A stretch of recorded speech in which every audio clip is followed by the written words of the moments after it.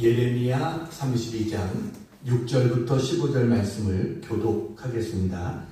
예레미야가 이르되 여호와의 말씀이 내게 임하였느니라. 이르시기를 보라, 내 숙부 살룸의 아들 하나멜이 내게 와서 말하기를 너는 아나도스에 있는 내 밭을 사라. 이 기업을 물을 권리가 내게 있느니라 하리라 하시더니 여호와의 말씀과 같이 나의 숙부의 아들 하나멜이 시위대 뜰한 나에게 와서 이르되 청하노니 너는 베냐민 땅 아나도스에 있는 나의 밭을 사라. 기업의 상속권이 내게 있고 물을 권리가 내게 있으니 너를 위하여 사라 하는지라. 내가 이것이 여호와의 말씀인 줄 알았으므로 내 숙부의 아들 하나멜의 아나도스에 있는 밭을 사는데 은 17세겔을 달아 주되 준서를 써서 봉인하고 증인을 세우고 은을 저울에 달아주고 법과 규례대로 봉인하고 봉인하지 아니한 매매 증서를 내가 가지고 나의 숙부의 아들 하나멜과 매매 증서의 인친 증인 앞과 시위대 뜰에 앉아있는 유다 모든 사람 앞에서 그 매매 증서를 마세야의 손자 네리야의 아들 바룩에게 붙이며 그들의 앞에서 바룩에게 명령하여 이르되 만군의 여호와 이스라엘의 하나님께서 이와 같이 말씀하시기를 너는 이 증서 곧 봉인하고 봉인하지 않은 매매 증서를 가지고 토기에 담아 오랫동안 보존하게 하라. 만군의 여호와 이스라엘의 하나님께서 이와 같이 말씀하시니라. 사람이 이 땅에서 집과 밭과 포도원을 다시 사게 되리라 하셨다 하니라. 아멘. 할렐루야. 아멘. 요즘은 많은 사람들이 투자에 관심이 많습니다. 어디에 투자해야 되는가? 뭐 주식에도 투자하는 사람이 있고 어떤 사람은 뭐 코인에도 하고 뭐 여러 가지로 땅에다 투자하는 사람 뭐 여러 가지 투자하는 경우들이 많이 있겠죠. 오늘 성경은 예레미야가 땅을 사는 그러한 장면이 오늘 성경의 내용입니다. 성경을 보면서 오늘 본문의 내용은 참 어떻게 보면 독특한 좀 재밌는 그러한 내용일 수가 있습니다. 오늘 성경의 배경을 보면 이거는 이제 유다의 마지막 왕인 시드기야 왕 때의 일입니다. 시드기야는 유다의 마지막 왕입니다. 그가 1절에 보면 왕위에 오른 지 10년이 됐을 때입니다. 이때가 언제냐면 이스라엘이 완전히 바벨론에 의해서 멸망당했던 때가 시드기야 왕 11년째 되는 해입니다. 그러니까 이때는 나라가 망하기 1년 전에 일어난 그러한 상황입니다.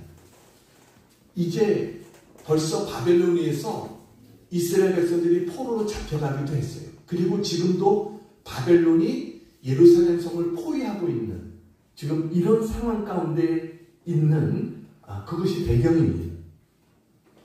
유다는 지금 굉장히 어려운 시기를 지나고 있었습니다. 이제 그야말로 유다의 운명은 바람 앞에 등불처럼 멸망하기 직전인 이런 상황입니다. 이때 예레미야 선지자의 별명이 눈물의 선지자잖아요. 항상 이스라엘을 염려하며 눈물로 기도하고 말씀을 전했던 선지자가 예레미야죠.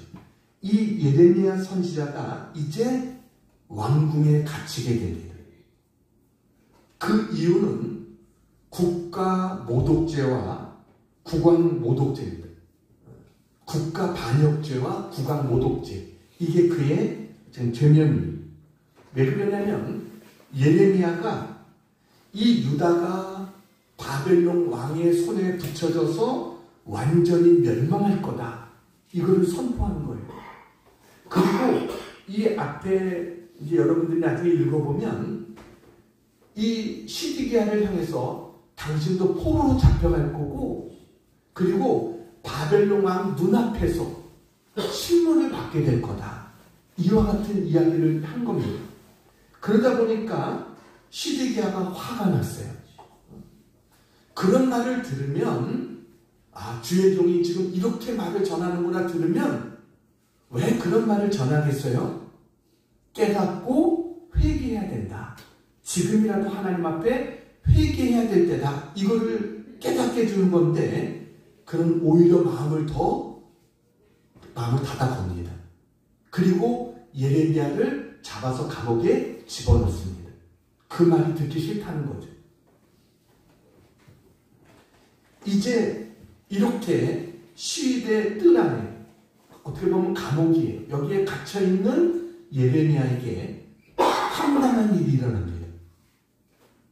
그것이 뭐냐면 하나님이 예레미야에게 그러는 거예요. 너의 사촌 하나멜이 너에게 와서 밭을 사라고 할 것이다 라는 말을 하나님이 해주십니다. 여기에 예레미야는 이게 하나님의 말씀이구나. 이걸 깨닫고 내가 그 밭을 사라고 하는 하나님의 뜻이구나. 이것을 예레미야가 깨닫게 됩니다. 여러분, 지금 나라가 망하기 직전인데 밭을 사라는 거예요. 예레미야 보고. 이건 참 받아들이기 어려운 상황이죠. 예레미야는 이미 자기가 나라가 망할 거다라고 예언한 사람입니다. 더군다나 지금 바깥에는 바벨론이 성을 둘러싸고 있고 그런 상황 속에 이제 자기도 감옥에 갇혀있는 그런 예레미야가 그 밭을 사서 뭐 하겠어요? 근데 하나님께서 밭을 사라 이렇게 하시는 겁니다. 더군다나 곤란한 것은 지금까지 예레미야는 이 예루살렘 성은 망합니다. 여러분, 이제 하나님 바벨론을 들어서 우리를 치십니다. 이제 우리는 여기서 도저히 우리는 회복될 수 없습니다. 망합니다. 이렇게 외쳤는데 그렇게 외친 그 사람이 밭을 산다? 여러분, 이제 전쟁이 나서 곧 망할 텐데 부동산에 투자할 사람이 있겠습니까? 땅을 가지고 있는 게 이제 돈이라든가 전쟁이 나면 돈이 무슨 소용이 있겠어요? 땅이 무슨 소용이 있겠어요? 그러니까 아무런 의미가 없는 것이죠. 이런 어려운 상황 속에 사람들은 이제 가지고 있는 것도 팔아서 금이라든가 은이라든가 이런 걸로 가지고 있으려고 할 이런 상황이에요. 그런데 하나님께서는 아나돗에 있는 밭을 사라 이렇게 말씀하세요. 어떻게 보면 참 너무나 이해가 안 되는 그러한 말씀일 수 있습니다. 백성들이 볼 때는 저 사람 무슨 거짓말쟁이 아니야. 나라가 망하고 우리가 바벨론에 끌려간다고 하면서 자기는 밭을 사? 뭔가 자기 말과 행동이 맞지 않잖아. 이렇게 말할 수도 있죠. 그런데 예레미야는 하나님 말씀에 순종합니다. 그래서 오늘 성경 구절을 보면 예레미야가 은 17세기를 주고 밭을 삽니다. 매매 증서를 써요. 이때는 매매 증서를 두 부를 씁니다. 하나는 완전히 항아리 안에 봉해놓는 것. 이거는 딱 인봉해가지고 뜯어보지 않는 겁니다. 하나는 뜯어보는, 필요할 때 볼 수 있는 매매 증서. 그래서 보지 못할 매매 증서와 볼 수 있는 매매 증서 두 개를 씁니다. 그래서 이것을 두 개를 썼어요. 그것도 증인들 앞에서. 수많은 이스라엘 사람들이 보는 앞에서 이 매매 증서를 예레미야가 씁니다. 그리고 나서는 바룩이라고 하는 사람에게 이것을 부탁을 합니다. 오늘 12절에 보면, 지금 여기는 안 나와 있지만 12절에 보면 이 네리야의 아들 바룩에게 붙이며, 바룩이 누구냐면 예레미야의 옆에서 예레미야를 도와줬던 사람이에요. 그러니까 예레미야서를 예레미야가 읽어주는데 어떻게 보면 기록했던, 예레미야서를 기록한 사람이 바룩이고요. 그 예레미야의 명령들을 실천하고 전했던 이런 사람이 바룩입니다. 그에게 부탁을 하는 거예요. 이것을 하나는 봉인하고 하나는 봉인하지 않는 것. 이 두 가지를 이제 토기에 담아서 오랫동안 보관하라. 이렇게 이야기를 합니다. 오랫동안 보관하라는 거예요. 얼마 동안 보관해야 될까요? 70년 동안. 왜냐하면 이스라엘 백성이 바벨론에서 70년 만에 돌아오게 되는 거예요. 그러니까 돌아오게 되면 그때는 이게 쓸데가 있을 거라는 거예요. 그래서 하나님이 지금 이렇게 시키는 이유가 뭐냐? 이스라엘 백성들에게 너희들이 바벨론의 포로로 잡혀가지만 그러나 너희들이 회복될 때가 있다. 이거를 지금 시청각적으로 하나님께서 가르쳐주고 있는 이게 오늘 성경의 내용이다라는 겁니다. 예레미야는요, 어떻게 보면 지금 이스라엘이 희망이 없는 이런 가운데서도 하나님 말씀, 너는 그 밭을 사라. 이 말씀에 따라서 밭을 삽니다. 여기에 온전히 순종합니다. 자, 오늘 저는 말씀을 통해서 우리가 영적인 성공을 위해서 어떻게 해야 될 것인가? 오늘 설교의 제목이 어디에 투자할 것인가? 이게 오늘 설교의 제목입니다. 우리가 어디에 투자해야 될 것인가? 자, 오늘 세 가지로 은혜를 나누겠습니다. 자, 첫 번째 같이 한번 읽겠습니다. 시작. 하나님의 말씀대로 투자하라. 성공적인 투자의 비결은요, 기준이 중요합니다. 무엇을 기준으로 투자하느냐라는 거예요. 군대 가면은요, 훈련소에서 제일 먼저 하는 게 제식 훈련합니다. 제식 훈련이 뭐냐면 앞으로 가, 뒤로 가, 뭐 열중샷, 좌양자, 우양우, 뭐 이런 게 이제 제식 훈련이에요. 아, 이제 고등학교 졸업하고 어떤 애들은 대학교까지 다니다 온 애들인데 그 애들에게 이런 거 꼭 훈련시켜야 되나 하는데 그런 훈련을 일주일 이상 합니다. 계속해서 그 훈련을 해요. 근데 재미난 게 꼭 훈련하다 보면은요, 좌양 앞으로 가, 우양 앞으로 가 이렇게 하거든요. 그러면 꼭 이상하게 틀리는 데가 있습니다. 손가발이 같이 올라가는 거예요. 꼭 그렇게 틀리는 애들이 있어요. 근데 그것도 공부 많이 한 애들, 그런 애들이 더 잘 틀립니다. 아주 특이합니다, 이게. 그러니까 그런 애가 하나 있으면요, 또 전체가 또 기합받습니다. 그래가지고 그것 때문에 아주 제 소대에도 꼭 그런 애가 있어가지고요, 걔 때문에 같이 얼차례 받고 이렇게 지금도 이제 기억에 나요. 제식훈련에서 제일 중요한 게 뭐냐? 기준입니다. 기준. 그래서 항상 줄을 세울 때도 맨 앞에 사는 기준, 얘가 기준이 된다는 거예요. 그리고 그를 통해서 이제 쫙 줄을 섭니다. 기준이 삐뚤어지면 전체가 삐뚤어지는 것이죠. 기준이 제일 중요한 거예요. 투자도 마찬가지입니다. 기준이 중요한 겁니다. 무엇이 기준이 돼야 되느냐? 이것이 잘못되면 아무리 투자해도 실패할 수 있다는 거예요. 그럼 우리의 투자의 가장 중요한 기준이 뭐냐? 그것은 바로 살아계신 하나님의 말씀이다라는 겁니다. 하나님의 말씀대로 해야 돼요. 예레미야는요, 성경에 보면 어떻게 보면 자기가 말하는 것과 자기의 행동이 다를 수 있어요. 그렇지만 하나님의 말씀이니까 그는 순종하는 겁니다. 밭을 사는 겁니다. 도저히 밭을 살 수 있는 상황이 아닌데 밭을 사는 거예요. 그래서 예레미야서에 제일 많이 나오는 단어가 뭐냐면 여호와의 말씀이라는 단어입니다. 예레미야가 말을 할 때마다 여호와의 말씀에 이렇게 이야기해요. 하나님 말씀에 이렇다는 거예요. 또 오늘 성경에 보면 하나님께서 내 사촌이 이제 너에게 밭을 사라고 올 거다. 하나님 거기까지 말씀하셨어요. 그런데 예레미야는 하나님 말씀을 들으면서 이제 그 뒤를 깨닫게 되는 겁니다.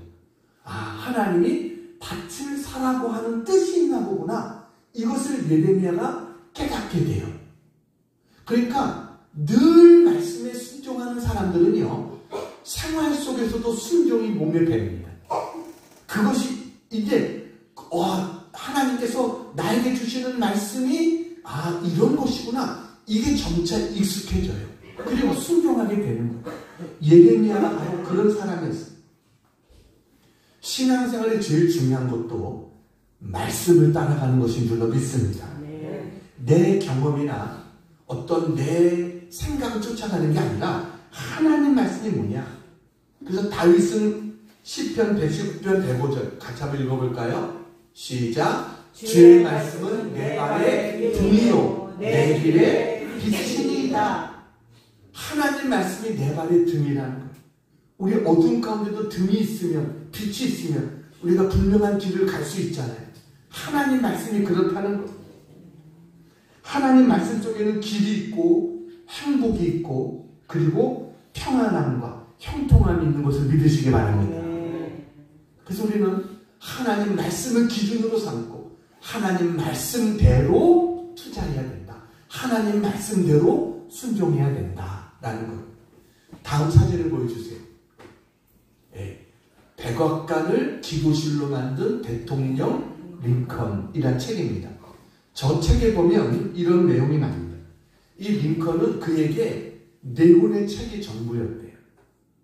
그러니까 하나는 어머니가 돌아가시면서 물려준 그 때 묻은 성경, 이게 그에게 첫 번째 책이었고요. 두 번째는 우리 그리스도들이 많이 읽는 책인 철로역정, 그러니까 신앙인의 삶의 여정을 보여주는 철로역정.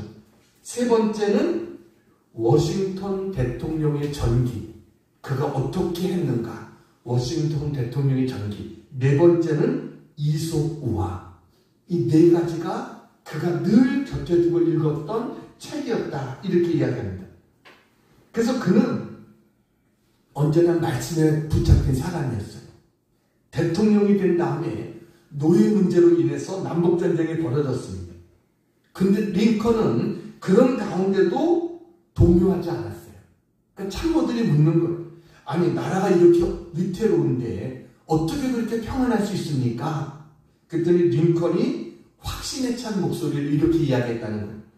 나는 지금까지 성경을 묵상했고 하나님 앞에 기도했고 나는 국가의 미래를 하나님 손에 맡겼습니다. 하나님께서는 우리가 하나님 편에 서기만 하면 승리케 해주실 거라는 확신을 저에게 주셨습니다. 이렇게 이야기했어요. 그러면서 링컨이 가장 좋아했던 성경 구절이 시편 34편 6절이었다는 겁니다. 같이 한번 읽어볼까요? 시편 34편 6절 시작. 이 공고한 자가 부르짖음에 여호와께서 들으시고 그의 모든 환난에서 구원하셨도다. 그러니까 그는 어려울 때마다 하나님 앞에 부르짖었고 그럴 때마다 하나님은 들으시고 구원해 주시고 인도해 주셨다라고 고백합니다. 이 루즈벨트 대통령은 링컨에 대해서 이렇게 이야기했어요. 링컨은 성경 한 권으로 만들어진 사람입니다. 성경으로 숨쉬고 성경과 함께 산 위대한 하나님의 사람입니다. 이렇게 이야기했어요. 그러니까 그는 성경으로 숨쉬었다는 거예요. 성경과 같이 살았다는 거예요. 그가 바로 성경에 의해서 만들어진 사람이 그다라고 이야기를 했어요. 여러분, 우리 인생의 가장 중요한 것은 하나님 말씀입니다. 어떤 일을 결정할 때 내가 이것을 어떻게 결정해야 되는가? 그때마다 우리는 어디로 돌아가야 돼요? 성경으로 돌아가야 돼요. 하나님 말씀에는 뭐라고 하고 있는가? 하나님께서 나에게 어떤 것을 가르쳐 주시는가? 말씀으로 돌아가야 돼요. 말씀에서 벗어났다면 주저할 필요가 없어요. 그것을 고민할 필요가 없어요. 여러분, 그것을 중단하면 되는 거예요.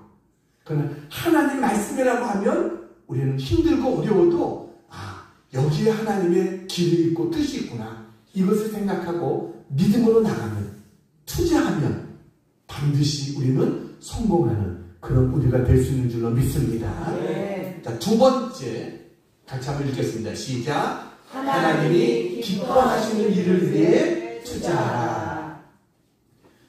두 번째는 투자의 목적입니다.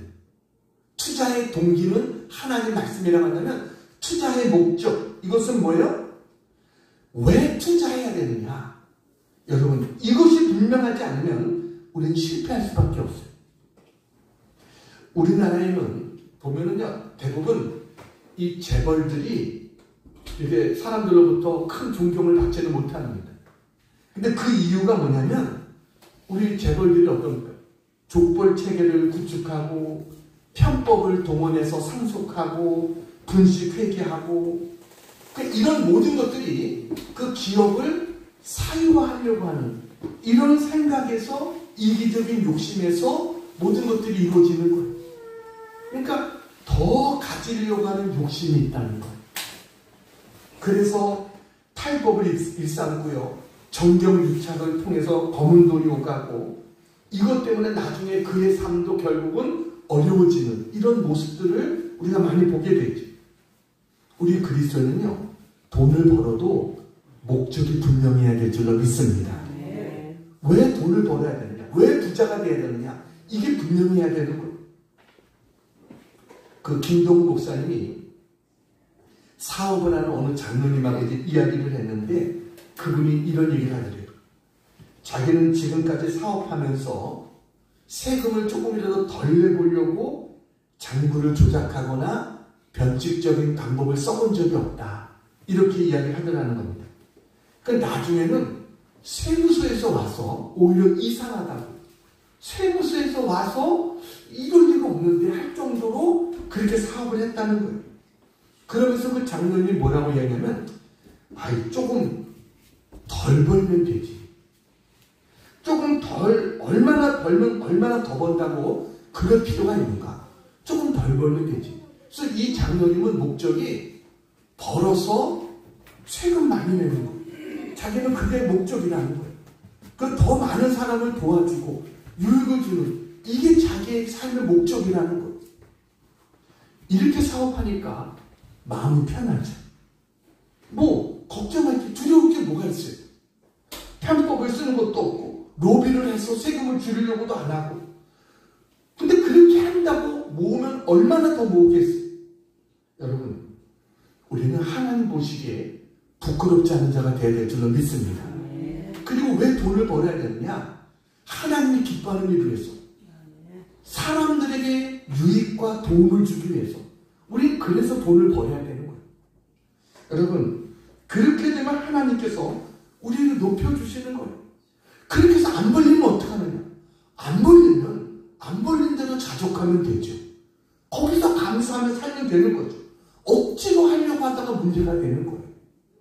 그러니까 여러분 투기와 투자의 차이가 뭔지 아십니까?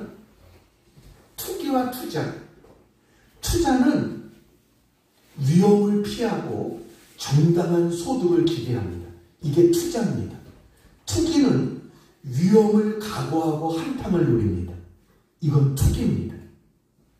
투자는 여유 자금으로 투자를 합니다. 투기는 있는 것 다 물론이고 빚을 내서까지 하는 것. 이건 투기입니다. 투자는 장기적인 안목을 가지고 하는 거예요. 천천히 오르는 것을 바라면서 하는 거예요. 이게 투자입니다. 투기는 뭐예요? 단기적으로 대박을 얻는 것. 이걸 바라고 하는 것. 이건 투기인 것입니다. 우리는요. 투기하는 자가 되어서는 안 됩니다. 투자하는 자가 되어야 되는 것입니다. 여러분 투기를 하면 잠깐은 잘 되는 것 같아요.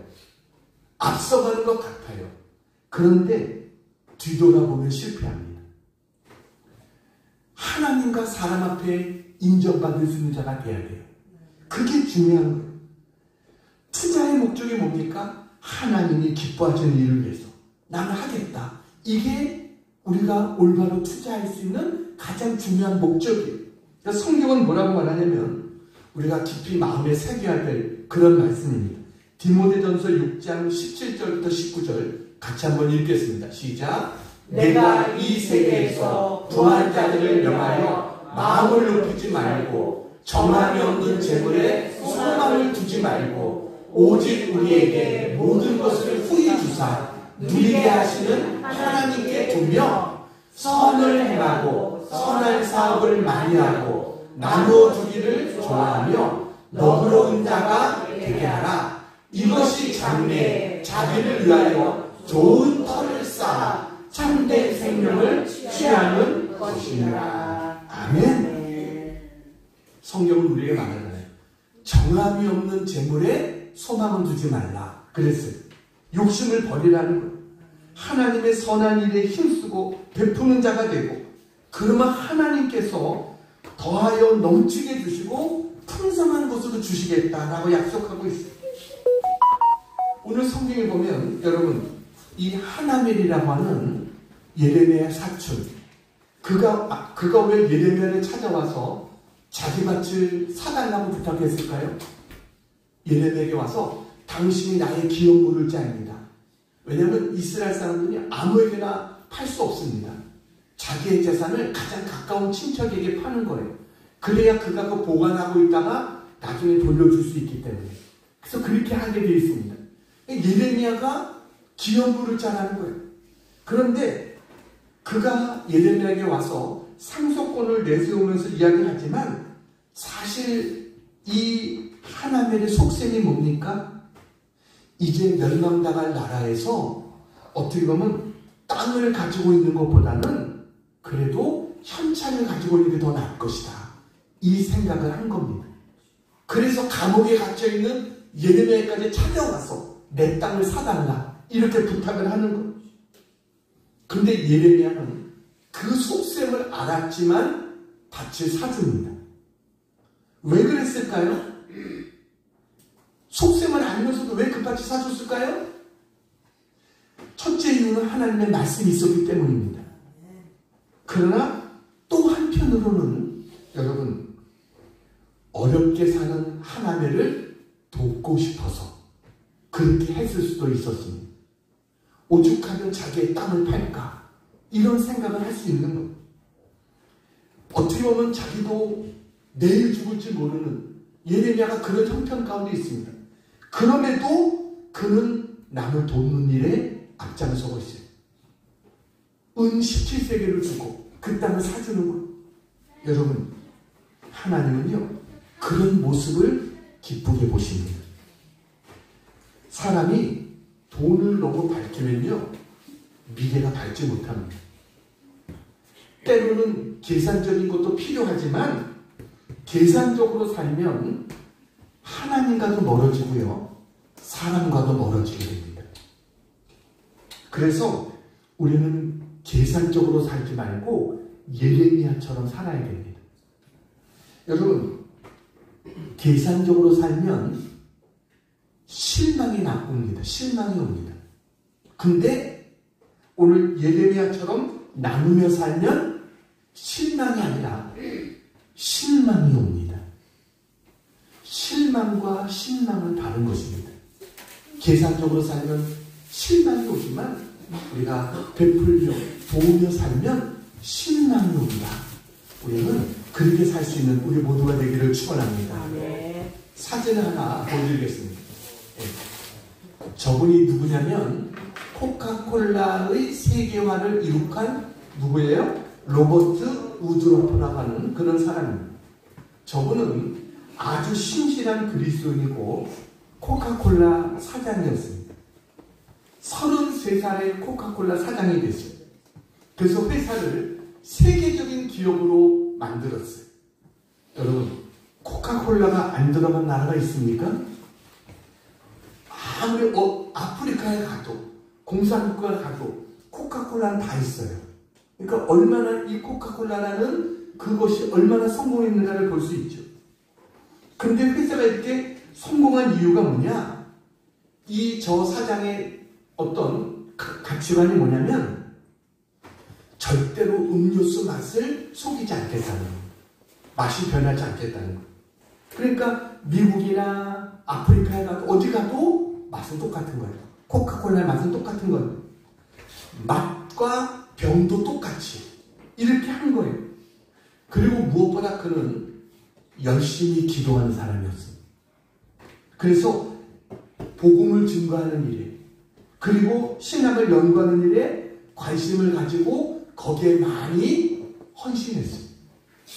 그래서 이 애틀란타, 한 100만 이상이 사는 이 애틀란타 도시에 있는 에모리 신학교에 1억 5천만 달러를 기부했습니다. 별로 놀랍지도 않으시네요.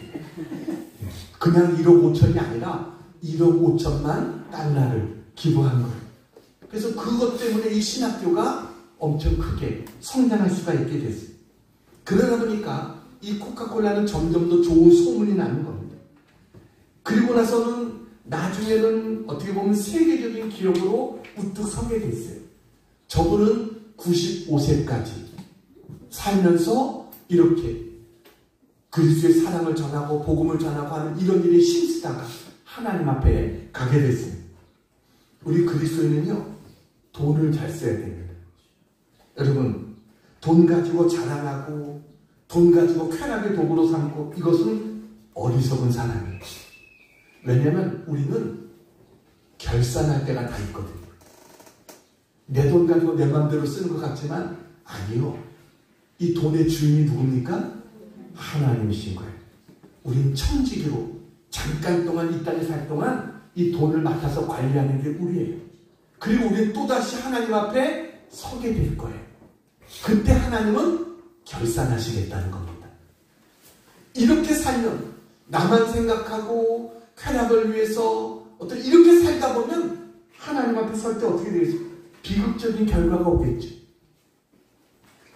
우리는요, 이 돈을 하나님의 영광을 위해서 또 다른 사람의 유익을 위해서 쓸 줄 아는 그런 우리가 되어야 될 줄로 믿습니다. 마태복음 6장 33절 우리가 잘 아는 말씀이죠. 같이 한번 읽어볼까요? 시작. 그런즉 너희는 먼저 그의 나라와 그의 의를 구하라. 그리하면 이 모든 것을 너희에게 더하시리라. 먼저 그 나라와 그 의를 구하라 그랬어요. 여러분, 하나님이 가장 기뻐하시는 것이 뭘까요? 그거는 생명을 살리는 것입니다.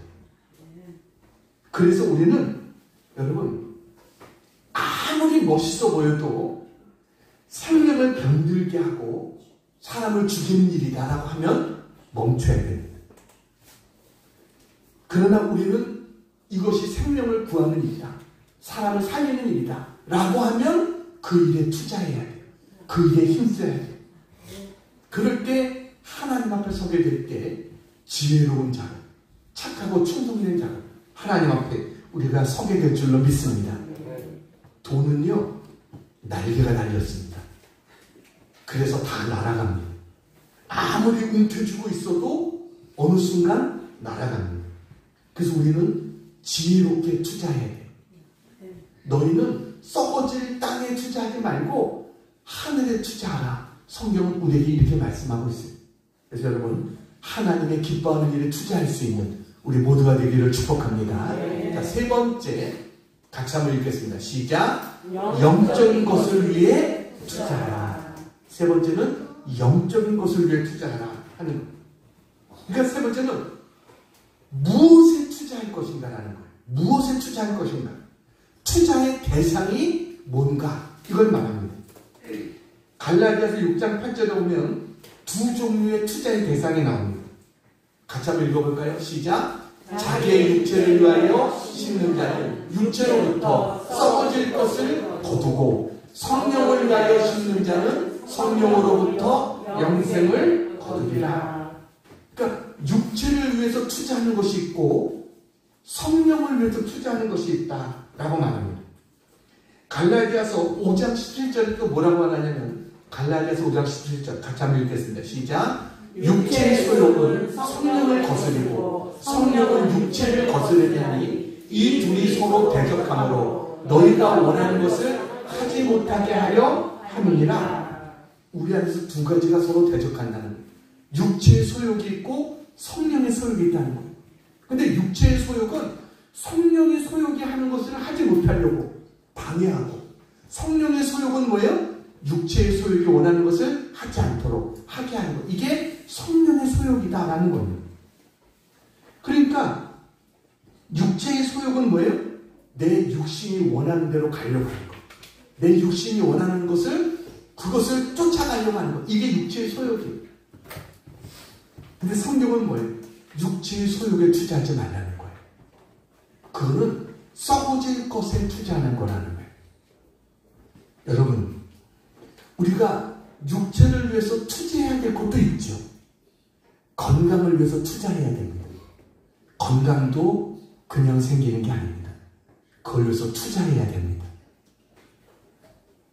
주식도 그냥 얻어지는 게 아닙니다. 지식을 위해서 투자해야 됩니다. 자녀를 위해서 투자해야 되고요. 회사에서도 우리가 열심히 일해서 승진하는 것에 대해서 투자해야 돼요. 성공적인 사업을 위해서도 투자해야 돼요. 이것이 필요해요. 그렇지만 문제는 거기에만 머무르지 말라는 거예요. 그게 전부가 되어서는 안 된다는 거예요. 우리는 영적인 일에 투자할 줄 아는 그런 자가 돼야 된다. 그러면 우리가 거두는 것이 뭐예요? 생명을 거두게 될 거다 라고 우리에게 말씀합니다. 영적인 투자가 뭡니까? 성경을 읽는 것도 영적인 투자입니다. 여러분, 성경 열심히 읽는 자가 되기를 축복합니다.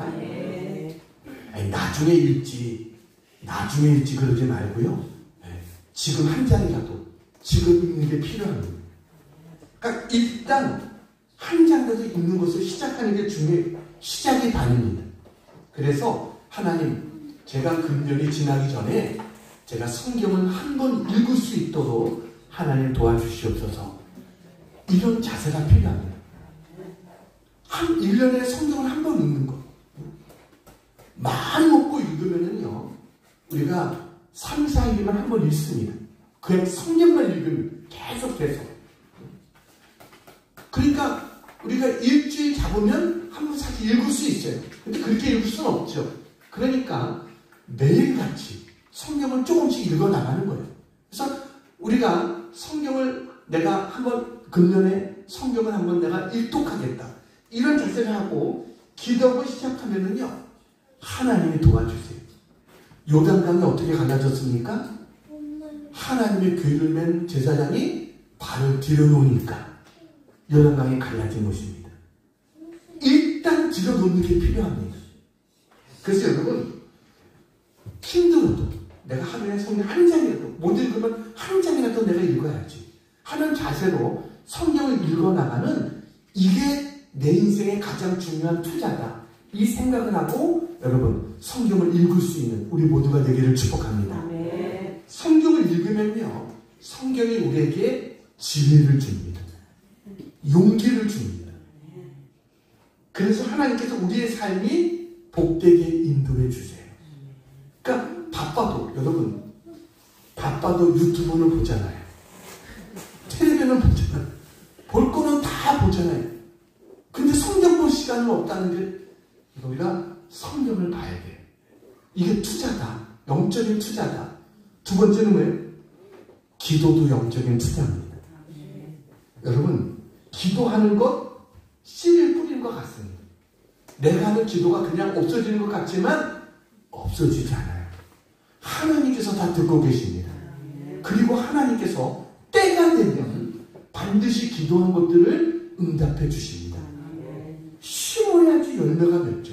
심지 않으면서 어떻게 거두는 것을 여러분 기대하세요? 그거는 도둑이죠. 심지 않은데 거두려고 하는 거예요. 그러니까 기도가 투자는, 자녀의 여러분 축복을 원하십니까? 자녀를 위해서 기도해야 됩니다. 자녀에게 우리가 물질적인 것을 물려주는 것보다 더 중요한 것은요, 기도를 해주는 거예요. 그것이 나중에 그 자녀에게 그것이 축복이 되어지는 거예요. 이것을 우리가 분명히 알아야 돼요. 그래서 여러분, 기도하면 하나님께서 분명히 거두시게 하시는 때가 있다. 기도도 영적인 투자다. 30분 기도하는 것과 1시간 기도하는 것과 다른 거예요. 여러분, 하나님께서 그 기도를 들으신다는 거예요. 주일 성수도 투자입니다. 주일을 지키는 것. 여러분, 성경에 하나님의 율법이 있어요. 근데 하나님 율법을 보면 많은 법이 있는데 재미난 게, 하나님께서 율법 중에 복을 약속하신 법이 있어요. 그게 두 가지입니다. 수많은 율법 가운데 하나님이 축복을 약속한 법이 두 가지예요. 너 도둑질 하지 마, 간음하지 마, 살인하지 마, 이런 것들은 하지 마 다음에 하나님이 너 이렇게 지키면 어떤 복을 줄 거야, 이런 말은 없어요. 그건 하지 말라는 거예요. 근데 하면 복 준다는 게 있어요. 뭘까요? 첫째는요, 안식일을 지키라는 겁니다. 이게 왜냐면 안식일이 복이 있는 날이라는 거예요. 출애굽기 20장 11절 같이 한번 읽겠습니다. 출애굽기 20장 10 빨간 글씨 같이 한번 읽겠습니다. 시작. 나 여호와가 안식일을 복되게 하여 그날을 거룩하게 하였느니라. 안식일을 어떻게 했다고요? 복되게 했다는 거예요. 안식일은요 복 있는 날입니다. 잘 되는 날이고 은혜의 날이고 축복의 날이에요. 그래서 우리는 안식일을 잘 지켜야 돼요. 그러면 하나님의 복이 많아요. 왜냐하면 하나님 말씀이 있잖아요. 하나님 앞에 기도와 찬양을 드리잖아요. 하나님의 축복을 우리가 받잖아요. 그래서 이 날은 하나님의 복을 받는 날이다. 그러니까 이것을 기억하고 안식일을 잘 지켜야 돼요. 또 하나 하나님이 약속하신 복이 뭐냐면 부모를 공경하는 것입니다. 이게 복을 약속하셨어요. 에베소서 6장 2절 3절에 내 아버지와 어머니를 공경하라. 이것이 약속이 있는 첫 계명이니 3절 이로써 내가 잘되고 땅에서 장수하라. 이것도 하나님의 축복이 약속되어 있는 거다. 그러니까 이 두 가지는 하나님이 복을 약속하신 것이다. 이것을 기억하고 우리가 그 일을 위해서 힘써야 돼요. 투자해야 돼요. 그리고 우리는 할 수만 있으면 이웃을 향해서도 선한 일에 힘써야 됩니다. 왜냐하면 하나님이 우리를 창조하신 목적 중에 하나가 뭐냐면 하나님 우리를 찬양하게 하기 위해서 지으셨지만 또 하나는 선한 일을 위해서 지으셨다는 거예요. 그래서 우리가 하나님이 선한 일을 우리가 할 때 하나님께서 그것을 기뻐하시고 하나님이 그 사람을 축복해 주신다는 사실을 믿으시기 바랍니다. 그래서 여러분 우리는 영적인 투자를 해야 됩니다. 육적인 일에만 투자하는 데 힘쓰는 게 아니라 말씀을 보고 기도하고 주의를 성수하고 선한 일에 힘쓰는 이와 같은 영적인 일에도 언제나 힘쓸 수 있는 우리 모두가 되기를 축복합니다. 이제 한 가지 이야기하고 마치려고 합니다. 사진 하나 보여드리겠습니다. 저분이 누구냐면 장기려 박사입니다. 한국의 슈바이처라고 불려지는 그런 박사님이시죠. 이 장기려 박사님은요 북한에 아들을 두고 또 아이들을 두고 월남을 했습니다. 맏아들 하나만 데리고 월남했어요. 그는 이 땅에 와서 의사가 돼가지고 수많은 어려운 사람들을 도왔습니다. 제가 저번에 책을 읽어봤는데 거기 보니까 이분이 부산에서 병원에서 원장으로 근무했는데 어떤 환자가 너무 가난해요. 돈이 없어가지고 병원비를 못 내는 거예요. 그러면요 저분이 다 치료해주고 나서 밤에 와가지고 그 환자 몰래 퇴원시켜줬답니다. 몰래 퇴원시켜주는 거. 그러면 원무과에서 와가지고 막 따진답니다. 아니 그 사람 그 환자 어디 갔냐고 막 따진다는. 그러면 저 장기려 박사가 내가 그랬다고, 내가 돈으로 갚겠다고, 그래가지고 저분 돈으로 채워넣는 거예요. 저분의 아들도 서울의대 나온 의사입니다. 안과 의사예요, 아들이. 근데 아들과 며느리한테 저 장기려 박사 가서 맨날 돈 달라고 하는 거예요. 아니 병원장까지 하는 분이 자식한테 가서 돈 달라고. 왜요? 항상 난 도와주니까. 항상 난 도와주다 보니까 돈 달라는 거예요. 한 번은 이제 남북 관계가 좋을 때 이제 북쪽과 이렇게 서로 이산 가족들이 만나는 시간들이 있었잖아요. 그때 아들이 이제 아버지한테 그러는 거예요. 아버지, 북한에 형제들이 많은데 우리 북한에 있는 형제들에게 돈 좀 갖다 줍시다. 그들 좀 도와줍시다. 이러니까 저 장기려 박사가 오히려 아들을 꾸짖으면서 그 자녀들은 하나님이 지켜주시지 라고 이야기하는 거예요. 내가 선한 일 하면 하나님께서 그 자녀들 도와주실 거야. 이렇게 이야기를 했어요. 근데 저 아들이 그 말 듣고 너무 섭섭한 거예요. 그래가지고 아버지는 너무나 모른다. 그 자기 형제들이 저렇게 이북에서 고생하며 어렵게 살고 있는데 어떻게 저런 말 할 수 있느냐 이렇게 이야기했어요. 그 나중에 기회가 생겼어요. 근데 아버지는 안 가겠다는 거예요. 그 아들만 가서 만났어요. 가봤더니 이 북한의 형제들이, 자손들이 40여 명 있었다는 거예요. 근데 놀라운 것은 그 형제들도요, 북한에서 의사가 돼가지고 그래도 잘 살고 있더라는 거예요. 그때 아버지 말씀이 깨달아지더라는 겁니다. 우리가 도와줘봐야 몇백 불, 몇천 불 도와주는 거, 사실 그게 다죠.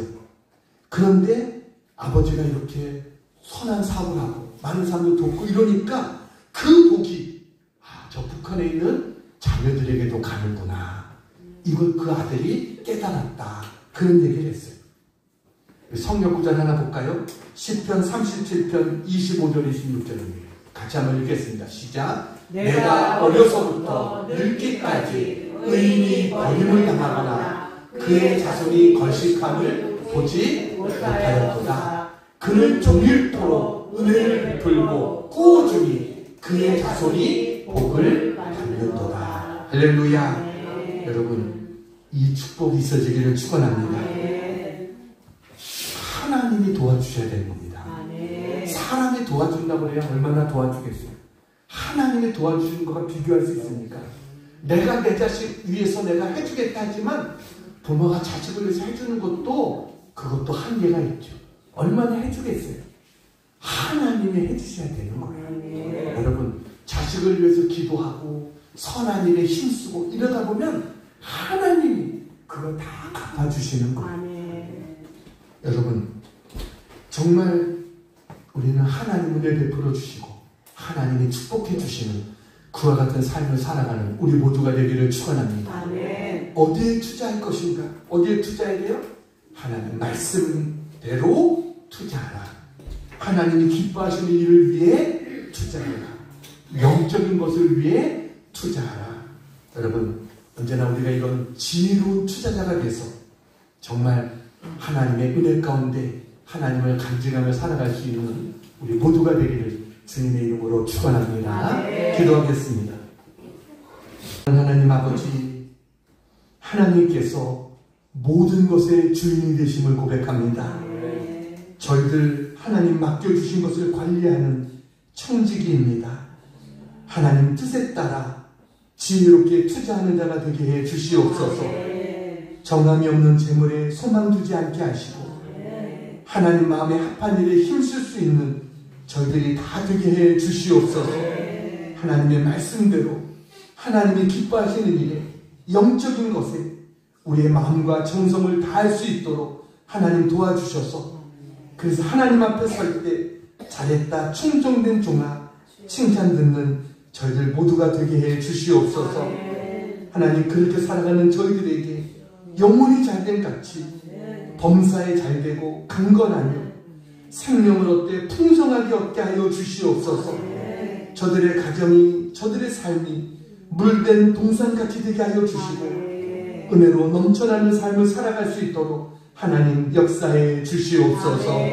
하나님 함께해 주실 것을 믿사옵고 예수님의 이름으로 감사하며 기도하옵나이다. 아멘.